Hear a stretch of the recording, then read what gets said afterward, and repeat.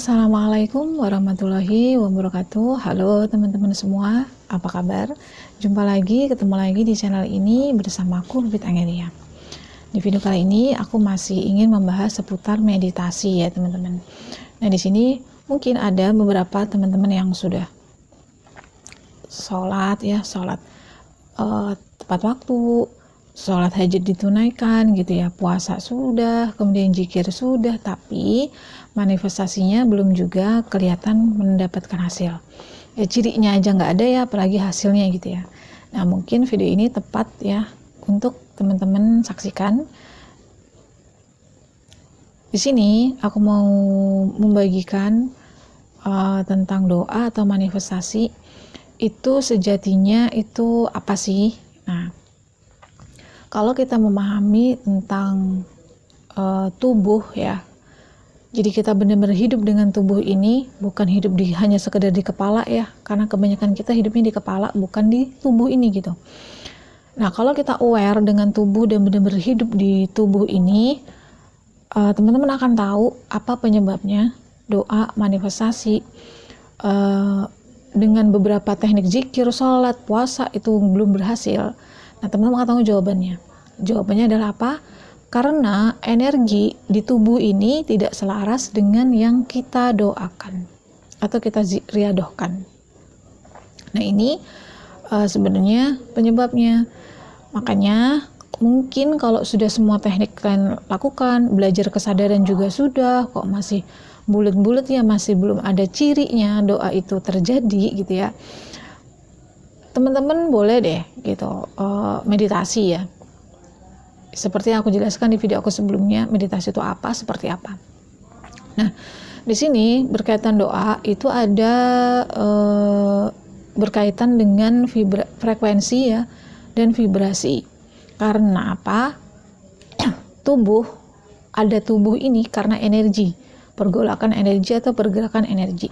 Sehingga teman-teman harus juga memahami bahwa doa ini juga berkaitan dengan energi. Apa yang kita ucapkan, apa yang kita pikirkan, rasakan itu mengandung energi. Dan apakah semua itu sudah selaras dengan apa yang kita harapkan? Kalau belum ya wajar, itu belum terjadi. Jadi di sini fokus kita adalah mengubah energi. Tapi tidak juga berusaha mengubah ya, karena itu akan berat di tubuh ini.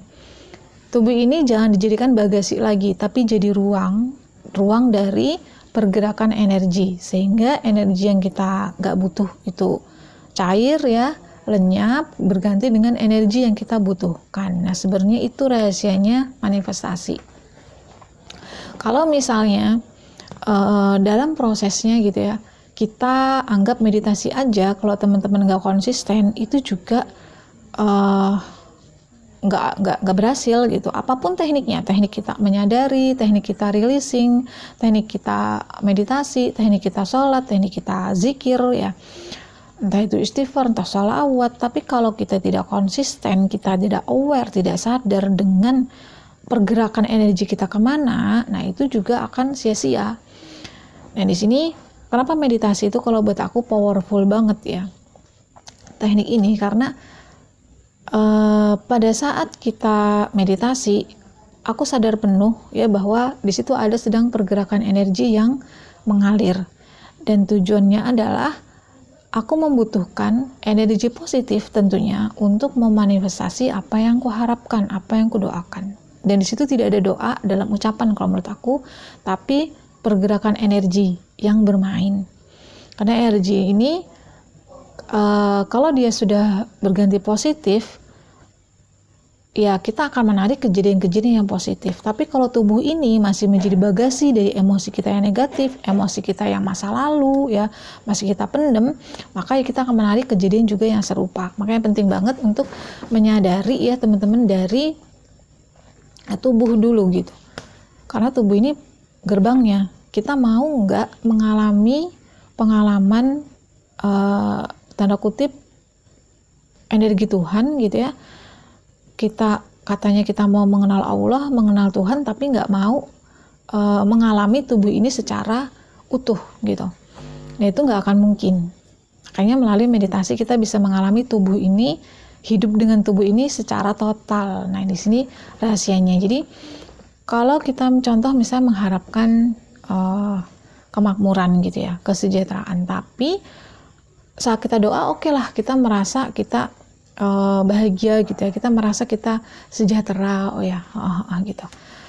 Tapi setelah kita berdoa 24 jam itu kita memancarkan perasaan yang negatif gitu, enggak yang bertolak belakang dengan apa yang kita manifestasikan. Itu mana mungkin, karena hidup ini duality ya, dualitas, ada positif ada negatif. Dalam sehari menurut aku ya, kita lebih dominan yang mana, yaitu yang akan kita tarik menjadi realitas di tubuh bersama tubuh ini, karena tubuh ini yang menariknya. Dan kalau di proses meditasi, teman-teman ada 3 proses yang sudah aku jelaskan ya, menyadari, menerima, dan melepaskan. Kalau itu sudah kita benar-benar mau mengalami itu, maka energi positif yang menggantikannya. Tubuh ini menjadi ruang dari energi positif. Apa yang mau kita inginkan? Misalnya penerimaan. Rasa syukur. Jadi meditasi itu ya kita harus bisa ya merasakan rasa syukur itu sedominan selama mungkin selama proses meditasi. Supaya apa? Supaya rasa syukur itu ya, ini contoh rasa syukur ya, rasa syukur itu mendominasi ya, tertanam di tubuh ini dan bisa setelah meditasi ya itu tetap bisa kita bersyukur setiap hari. Meskipun realitanya belum berubah, karena realitanya akan berubah saat perasaan kita lebih dominan ya, positif tentunya. Nah, baru realitanya akan berubah. Tapi kalau misalnya kita masih kadang positif, kadang negatif, kadang positif, kadang negatif, ya itu akan tetap bulat-bulat. Nah, di sini bulat-bulat itu masih balik-balik ke cerita yang sama. Makanya di sini meditasi pun sebagai sarana untuk mengenali diri sejati kita. Yang mana diri yang sesungguhnya, mana diri yang ilusi. Diri sesungguhnya adalah yang menjadi ruang ya bagi seluruh fenomena yang ada. Jadi kita semakin dalam kita bermeditasi, di situ ada sosok, bukan sosok juga ya. Di situ ada seolah-olah kita hanya menyaksikan satu fenomena, baik itu pikiran maupun perasaan yang muncul. Nah, kita bisa stay nggak selama mungkin menjadi penyaksi itu tanpa label apapun gitu. Jadi nafas terjadi itu dengan sendirinya ya. Bisa nggak kita menghandle nafas? Nggak bisa gitu. Nah, kita bisa menyaksikan nafas kita sendiri. Kita nggak campur tangan dengan nafas itu. Bahkan sekalipun kita nggak mau bernafas, tubuh ini tetap bergerak dengan nafas gitu. Tetap dia narik nafas, hembuskan nafas. Meskipun mungkin kita nanti dulu deh nafasnya ditahan, tetap nggak bisa. Nah, siapa yang bergerak atau siapa yang menarik dan menghembuskan nafas? Nggak ada aku di sana. Nah, di situ energi negatif pasti mencair, pasti lenyap, berganti dengan energi yang positif. Nah, kalau misalnya kita butuhnya rasa syukur, butuhnya rasa cukup, butuhnya rasa aman, dan rasa itu yang kita akses, kita tanam di dalam tubuh ini, kita rasakan lebih lama dalam meditasi. Supaya kalau rasa positif itu sudah tertanam ya, setelah kita meditasi, nah itu bisa menjadi habit kita. Perasaan itu yang dominan akan kita rasakan. Dan disitulah realitas baru yang akan mengalami pergeseran dari mungkinnya negatif menjadi positif. Sedikit tergantung konsistensi kita dalam mengamalkannya. Jadi kita sudah berzikir, iya pada saat berzikir kita positif dong gitu kan energinya. Tapi setelah berzikir kita negatif lagi. Karena kita nggak menanamkan energi positif itu betul-betul ke tubuh. Kita nggak merasakan total, nggak hadir sepenuhnya dengan emosi negatif itu, dengan perasaan positif itu di dalam tubuh kita. Kita nggak nanam itu. Ya. Kita nggak betul-betul merasakan perasaan positif itu setiap hari. Sehingga pada saat kita mungkin berzikir, ya cuma berzikir aja, udah selesai, habis itu negatif lagi. Nah, itu pentingnya konsistensi. Aku rasa semua orang ya teman-teman yang nggak usah praktek spiritual ya, praktek apapun gitu ya, akademis pun gitu ya, kalau dia belajar apa gitu, kalau nggak setiap hari, setiap periode dia ulang-ulang, dia repetisi, ya itu nggak akan menjadi ahli. Dia nggak bisa jadi ahli gitu.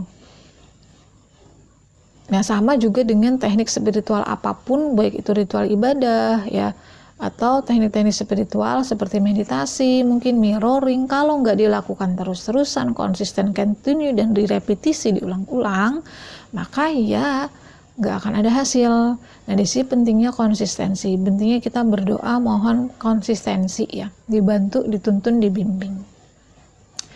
Nah, mungkin itu dulu proses manifestasi ya di dalam meditasi. Mudah-mudahan video ini bermanfaat. Kalau memang dirasa bermanfaat, teman-teman bisa share. Mudah-mudahan juga membantu teman-teman kita yang lainnya yang sedang mungkin mencari-cari jawaban atas apa yang sekarang dialaminya. Terima kasih. Wassalamualaikum warahmatullahi wabarakatuh. Dadah.